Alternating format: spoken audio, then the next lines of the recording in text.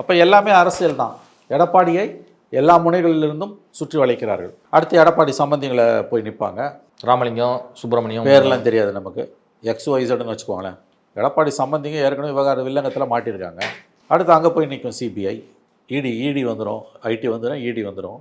இது எதுக்குன்னா எடப்பாடியை வழிக்கு கொண்டு வரும். பிஜேபியோட பல முனைகள்ல இருந்து பல கத்திகள் பல முனைகள்லேருந்தும் பிஜேபியில் சேர்ந்தா ஞானஸ்நானம், உங்களுக்கு புண்ணிய உங்களை வந்து புண்ணியவாதின்னு சொல்லி உங்களுக்கு வந்து ஞானஸ்நானம் கொடுத்து உங்களுக்கு இது பண்ணிவிடுவாங்க. உங்களை கழுவுலேருந்து காப்பாற்றிடுவாங்க, கழுவு ஏற்றுறதுலேருந்து காப்பாற்றிடுவாங்க. உங்களுக்கு வந்து புனிதர் பட்டம் கிடைத்து விடும்.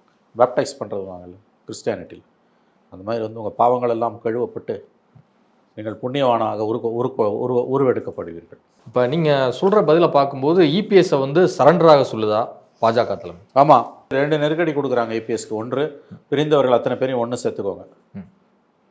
ஓபிஎஸ், தனகரன், சசிகலா எல்லாரையும் ஒன்று சேர்த்துக்கோங்க. 2வது, பிஜேபியோட கூட்டணி வச்சுக்கோங்க. இந்த 2 அழுத்தத்தையும் கொடுக்குறாங்க. அவர் 2த்துக்கும் ஒத்து வர மறுக்கிறாரு. எத்தனை நாளைக்கு அவரால் உறுதியாக இருக்க முடியும்னு தெரியல.